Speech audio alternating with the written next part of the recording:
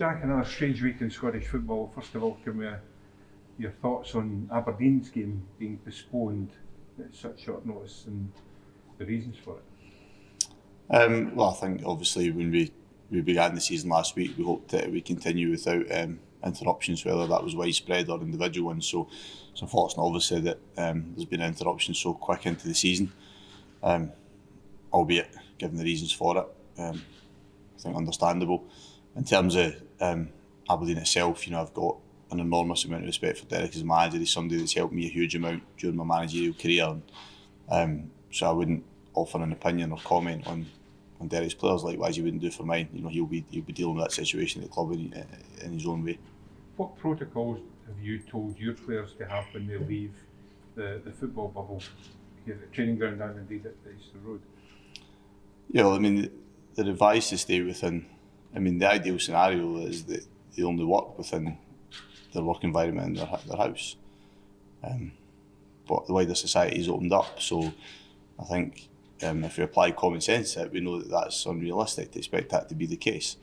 However, then the guidance is that they operate within their own social bubbles, likewise the parameters for everybody else in society. And I think we can't come away from that we have to adhere to the guidelines that are in place for everybody else. I don't think there should be different ones for us, bearing in mind that we are tested twice a week. And we adhere to that test, and we adhere to all the guidelines within our training ground in terms of hand sanitisation and everything else we have to do within it. So, and we've progressed our build-up within training over the number of weeks. It's quickly forgotten about the things that we did when we first came into training. We adhered to it, we did things properly. So we have done a lot of positive things within it as well.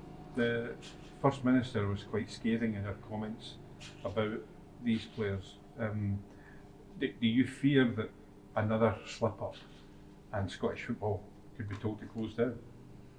I don't know, because it wouldn't be my decision to make that. I think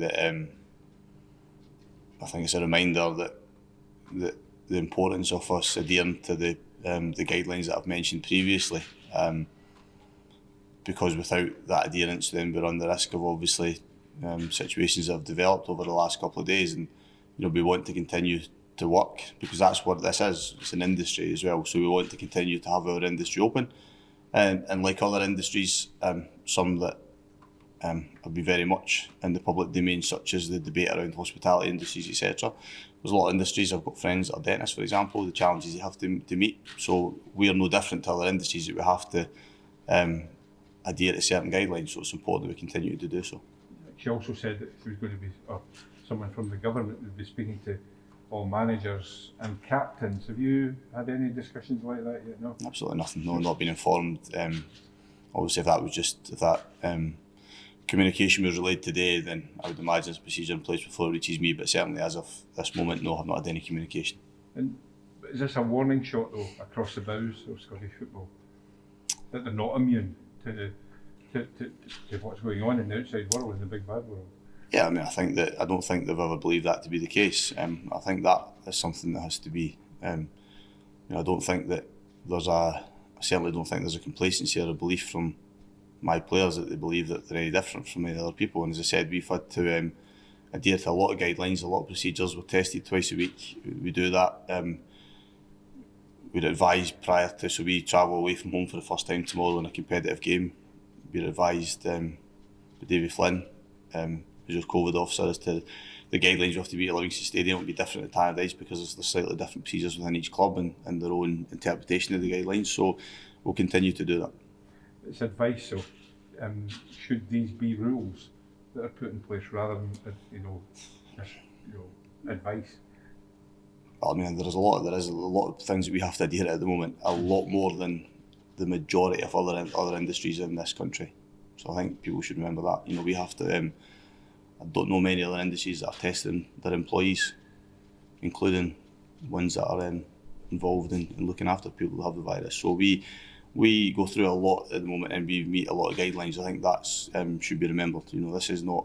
I don't think as an industry, football has been by any means complacent or disrespectful of guidelines. Far from it. There's a lot of managers, coaches, players, support staff, backroom staff that have continued to do things properly, and will continue to do that moving forward.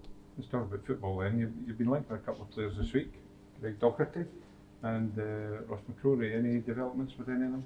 No, I think in recent weeks, if I was to pay attention to every single player that we were linked to, as always, there'll be truth in some and untruth in many of them. And those two players that you mentioned and others are all contracted to other clubs. So until we were ever in a position to know that we're bringing a player in, then I wouldn't comment on any of them. Are you in a position to bring players in now, though? Not really, no, unless anything changes. Not as I'm aware. As things stand, we had to. I made this point in the last press conference because I've been frustrated by it. I've now lost 8 players from my squad last season and I brought 3 in, and yet I continually hear about how I think we seem to be the only club out with probably Derek at Aberdeen. I think the vast majority have recruited more players than us. So we've had to trim our squad, we've had to reduce costs, and we've done that again this week with Flo leaving. So no, as things stand, my squad is what it is. I'm not saying it won't change because that's what happens at football clubs as well, but certainly for the moment, we're not in a position to bring in. It's a very strange time then, given everything that's going on and how you work in the transfer market as well, Jack, isn't it? Yeah, but it's not that different to what a lot of managers experience, because the greatest will in the world, you always want to know where you're at and what you can do, but it changes quite often at football clubs depending on the situation and the scenario you find yourself in within the league and where you are, whether you need to strengthen and whether people can find needs to strengthen, etc. So I just think the extension of the window being opening longer and the English season running slightly out of sync with ours, I think I mentioned this last week, is an advantage because I think it allows for that continuation movement beyond the end of this month, which would normally be the case. Livingston, I watched them last week. They took 45 minutes to wake up basically, and then they had a real go at St Mirren after it. Do you expect them to be much different than what they've been the last couple of seasons? Not from what I've seen pre-season and not from watching the game last week. I think their style of play, their system has been reasonably consistent. We're playing a back 3, they've made changes at times, the style of play has remained the same. They've lost some important personnel, but equally have retained a number of the key ones as well. So, and the one thing that they have is an incredibly good home record that stretches back quite a while now. So a lot of good teams have found it difficult there. We did so last year, towards the end of the year, when I not long came to the club. So it'll be a tough game, we know that. I think every team that goes there expects a difficult match, but for us it's about continuing the momentum that we started to build from last week. Any injury concerns? Stevie Mallon has had a little bit of a setback with his knee, so won't be available for tomorrow. And Dre Wright has picked up a thigh injury, so Dre and Stevie unavailable. Sean Mackey's still returning to full fitness. Adam Jackson unlikely to be involved as well, but the rest are all available. Just finally on the Aberdeen situation, you have sympathy with Derek McInnes when a manager is dealt with 2 players or 8 players or however many players it is, going out. Yeah, look, the job that Derek and I do is a challenging one, but it's a brilliant one. But ultimately, you're the one that is deemed to be responsible for the actions of all your players at all times, on the pitch, off the pitch. And again, that's okay, but can you always control those actions on and off the pitch? No, you can't. So, look, I've got. I don't know how Derek would want my sympathy, but what I've got is an absolute understanding of what it's like to be a manager and the challenges you face at times, and we're the people that then have to come up and face the questions and give answers to them. So it's far from ideal.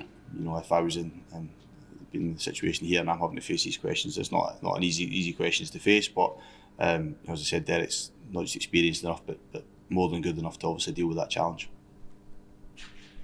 Last week we've seen you start with the back 3, and in the first half you're able to change that 4-3-3 without making any substitutions. How's great to have that flexibility and versatility with the playing staff? It was something that we wanted to try and have within the squad. So when we brought Alex in particular, it was with that in mind, and we did a lot of work in pre-season between a back 3 and a back 4 with that in mind. Still got bits to improve upon on it, but the ability to do so without making substitutions is important, because I think we're going to need that. We needed it last week to win the game, we'll need it again at the weekend. So it's encouraging for us that, as I said, the work we've done pre-season and then the players' willingness to take that on board and then implement it on Saturday was really good. And I've seen about fans sort of saying that they felt that Hibs in the second half were sitting on their lead. Would you feel that's a fair assessment of the second half last week? No, it always makes me smile that. You know, we were pinned back by a team that was chasing them to get back in the game, and I think we did struggle to get out for a period, but then we brought Christian on, went 4-4-2. We were better in that period, probably between 60 to 80 minutes. I thought we were good again. The last 10 minutes becomes frantic because obviously by that time the opposition can throw caution to the wind. So no, I mean, ultimately you win games and you find a way to win them, and we had times in the game we were on top and we were comfortable, and times we had to withstand pressure, and thankfully during both periods we were able to come out on top. Cheers, thank you. The final question, in terms of Aberdeen, if teams are found unable to fulfil fixtures and there's found to be a breach of protocol, do you think they should forfeit the points?